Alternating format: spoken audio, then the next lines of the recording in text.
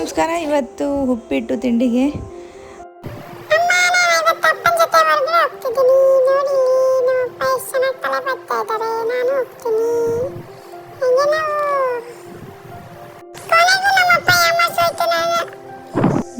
ಇದನ್ನ ಕೀಳೋದೇ ಕೆಲಸ. ಪಾಪುಗೆ ಮೇಲೆ ಬಂದರೆ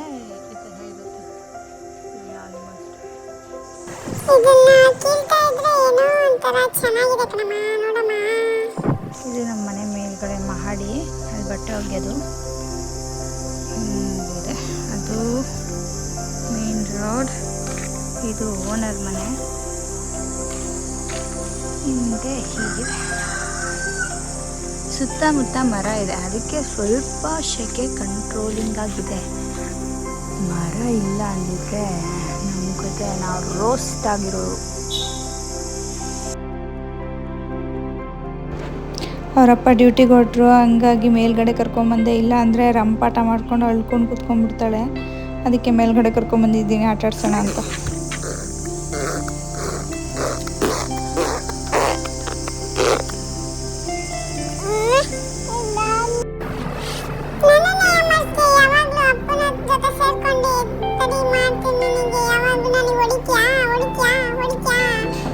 ಇವತ್ತು ಏನು ವಿಷಯ ಅಂದರೆ, ಇದು ನಮ್ಮ ಮನೆಯವರು ಈ ಹಣ್ಣು ತಂದಿದ್ದಾರೆ. ಇದ್ರ ಹೆಸರು ಸೀರಿಯಸ್ ಆಗಿ ನನಗೆ ಗೊತ್ತಿಲ್ಲ.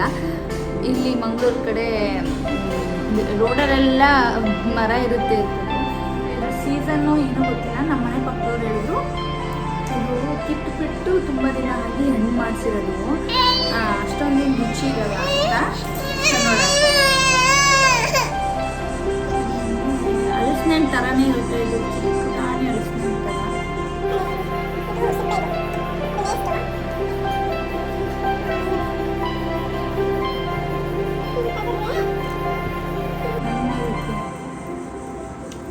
ಚೆನ್ನಾಗಿಲ್ಲಪ್ಪ.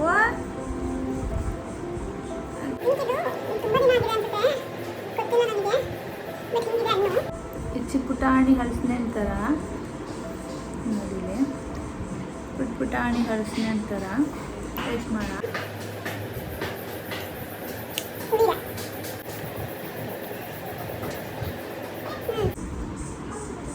ಸೇಮ್ ಹಲಸಿನ ಬೀಜ ಇರುತ್ತಲ್ಲ, ಸೇಮ್ ಹಾಗೆ ಇದೆ, ಬಟ್ ಹುಳಿ ಇದೆ.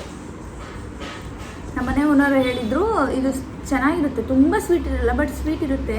ಬಟ್ ಇದು ತುಂಬ ದಿನ ಅಂದರೆ ಕಿತ್ಬಿಟ್ಟು ಹಣ್ಣು ಮಾಡಿಸಿದ್ದಾರೆ, ತುಂಬ ದಿನದ್ದು. ಹಂಗಾಗಿ ಇದಷ್ಟು ಚೆನ್ನಾಗಿಲ್ಲ ಅಂತ ಹೇಳಿದರು ನೋಡಿದ ತಕ್ಷಣನೇ. ನಾನು ನಿಮಗೆ ರಿವ್ಯೂ ಕೊಡೋಣ ಅಂತ ಅಂದ್ಕೊಂಡೆ. ಬಟ್ ನೆಕ್ಸ್ಟ್ ಟೈಮ್ ಏನಾದರೂ ಚೆನ್ನಾಗಿರೋ ಹಣ್ಣು ಸಿಕ್ಕಿದ್ರೆ, ಮೋಸ್ಟ್ಲಿ ಇದೇ ಥರ ಟೇಸ್ಟಾ ಏನೋ ಗೊತ್ತಿಲ್ಲ, ನನಗೇನೋ ಇಷ್ಟ ಆಗಲಿಲ್ಲ. ಬೇರೆ ಥರ ಬೇರೆ ಕಲರಲ್ಲಿ ಗ್ರೀನ್ ಕಲರ್ ಏನಾದ್ರು ಸಿಕ್ಕಿದ್ರೆ ನಾನು ನಿಮಗೆ ರಿವ್ಯೂ ಮಾಡಿ ಹೇಳ್ತೀನಿ ಹಿಂಗಿರುತ್ತೆ ಅಂತ. ಹುಡುಗಿ ನೋಡಿದ್ರೆ ಹಿಂಗೆ ತಿಂತಾ ಇದ್ದಾಳೆ, ಹುಳಿಯಾಗಿದ್ರು. ಹೆಂಗೈತಪ್ಪ? ಅವಳಿಗೆ ಇಷ್ಟ ಆಯಿತು. ಸೀರಿಯಸ್ ಹುಳಿ ಇದೆ ಇದು, ಏನೋ ಒಂಥರ ಹುಳಿ ಹುಳಿ ಹುಳಿ, ಬಟ್ ಅವಳಿಗೆ ಇಷ್ಟ ಆಯಿತು. ನೋಡಿ ಫುಲ್ ಹಣ್ಣು ತಿಂದಿದ್ದಾಳೆ, ಇಲ್ಲಿ ಫುಲ್ ಹಣ್ಣು ತಿಂದಿದ್ದಾಳೆ ತಾ. ಸೊ ಇದಾಗಿತ್ತು ಇವತ್ತಿನ ವಿಷಯ. ಹೀಗಿದೆ. ನಿಮಗೇನಾದರೂ ಫ್ರೆಶ್ ಆಗಿರೋ ಹಣ್ಣು ಸಿಕ್ಕಿದ್ರೆ, ನಾನು ಯಾವತ್ತಾದರೂ ಸಿಕ್ಕಿದ್ರೆ ಖಂಡಿತವಾಗ್ಲೂ ಹೇಳ್ತೀನಿ, ನೀವು ಟ್ರೈ ಮಾಡಿ.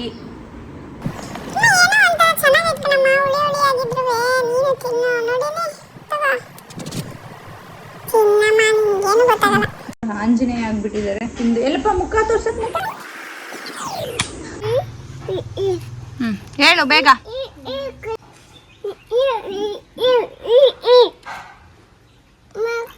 ಫಸ್ಟ್ ಆಮೇಲೆ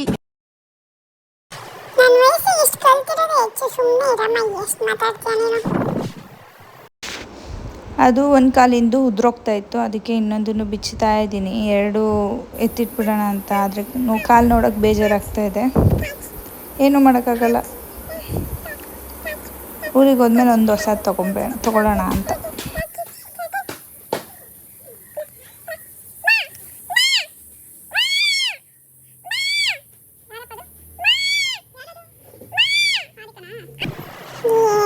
ಬೇಡ ಕೊಡಮ್ಮ, ಇಲ್ಲಿ ನೀನು ಸುಮ್ಮನೆ ಅದು ತಗೊಳ್ಳೋದು ಒಳಗಡೆ ಹಾಕಮ್ಮ. ನಾನು ಹೇಳ್ದಷ್ಟು ಮಾಡಮ್ಮ.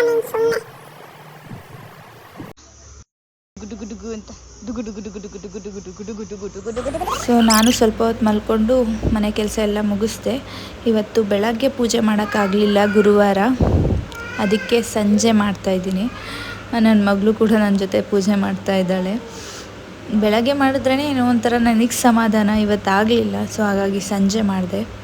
ಆದಷ್ಟು ಬೇಗ ರಾಯರ ಸನ್ನಿಧಾನಕ್ಕೆ ಹೋಗೋ ಹಾಗಾಗಲಿ ಬೇಡ್ಕೋತಾ ಇದ್ದೀನಿ. ಸಂಜೆ